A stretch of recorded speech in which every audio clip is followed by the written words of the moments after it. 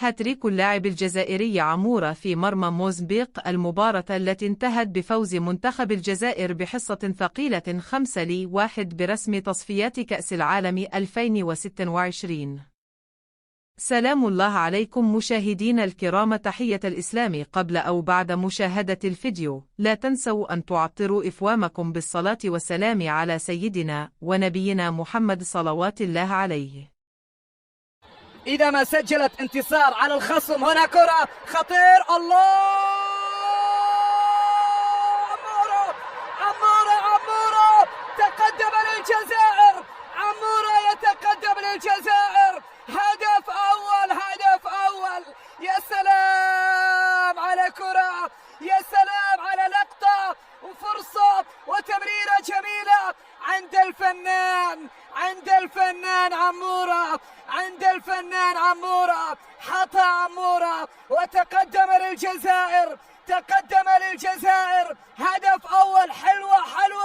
حلوة التفاهم، حلوة اللقطة. يا سلام على كرة وتمريرة عند عمورة، والتمريرة عند رياض. وشوف عمورة، ما في تسلل على عمورة. يا سلام يا فنان، يا سلام يا فنان يا ماكر. لاحظ خروج عمورة في هذه اللقطة، والتمريرة من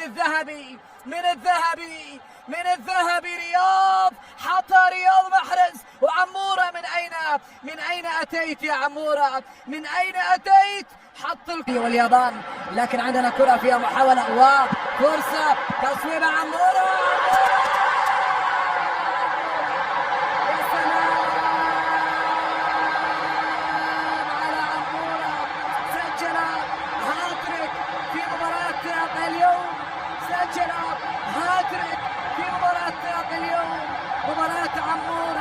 مباراة عمورة. يا سلام على التمركز والتواجد. عمورة يتألق مع المنتخب الجزائري ويسجل هدف خامس للمنتخب الجزائري، لأن تكون النتيجة 5-1. شوف عمورة وشوف تحركه، لاعب سريع ومهاري والتواجد في مكان مناسب، وكان محظوظا عندما ارتدت. لكن شوف التسويبة، شوف القيمة العالية لمحمد عمورة. صوب واصطدمت الكرة بلاعب موزمبيق وراحت للزاوية. وإلى هنا نهاية الفيديو مشاهدين الأفاضل، وإلى لقاء قادم، ودمتم في أمان الله وحفظه والسلام.